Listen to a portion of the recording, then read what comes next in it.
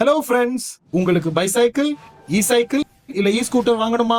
இல்ல இதுல ஏதாச்சும் சர்வீஸ் பண்ணணுமா? Contact choosemybicycle.com at 9092090924. குற்றவாளி அல்லாதவர்களும் சிறைவாசத்தை அனுபவிக்கும் வகையில் கட்டணத்துடன் கூடிய சிறைச்சாலை அருங்காட்சியகமும் தெலுங்கானாவில் திறந்து வைக்கப்பட்டது.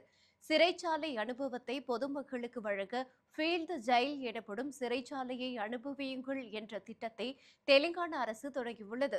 இதற்காக ஹைதராபாத்தை அடுத்த சஞ்சல்குடா பகுதியில் மத்திய சிறைச்சாலை அருகே மாநில சீர்திருத்த நிர்வாக நிறுவனத்தில் சிறை அனுபவத்தை பெற மாதிரி சிறைச்சாலை அறைகள் அடங்கிய அருங்காட்சியகம் உருவாக்கப்பட்டுள்ளது.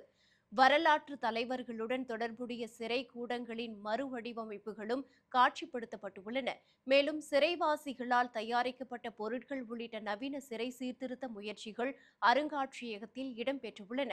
அது மட்டுமல்லாமல் சிறை அனுபவத்தை பெற விரும்புபவர்கள் அங்கேயே 12 முதல் 24 மணி நேரம் தங்கவும் ஏற்பாடுகள் செய்யப்பட்டுள்ளன.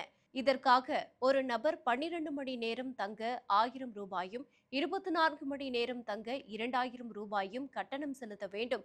இடையில் வெளியே வர நினைத்தால் அபராத தொகையாக 500 ரூபாய் கட்ட வேண்டும் என அருங்காட்சியகத்தை நிர்வகிக்கும் சிறைத்துறை தெரிவித்துள்ளது. இந்த அருங்காட்சியகத்தை திறந்து வைத்து தெலுங்கானா ஆளுநர் சிவபிரதாப் சுக்லா, ஒரு முற்போக்கான சமூகம் தவறு செய்தவர்களுக்கு தண்டனை அளிப்பதில் மட்டுமல்லாமல் மறுவாழ்விலும் மனமாற்றத்திலும் கவனம் செலுத்த வேண்டும், சுய சிந்தனை, ஆளுமை வளர்ச்சி மற்றும் புதிய தொடக்கங்களை ஊக்குவிக்கும் இடங்களாக சிறைச்சாலை மாற வேண்டும். இந்த அருங்காட்சியகமும் கடந்த காலத்தில் மேற்கொள்ளப்பட்ட கடுமையான தண்டனை முறைகளை நினைவூட்டுகின்றன.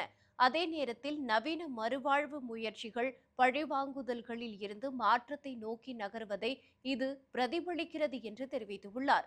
சிறைச்சாலை அருங்காட்சியகம் திறப்பு சமூக வலைதளங்களில் வரவேற்பை பெற்றுள்ள நிலையில் இதற்காக கட்டணம் நிர்ணயிக்கப்பட்டு இருப்பது விமர்சனங்களை எழுப்பியுள்ளது.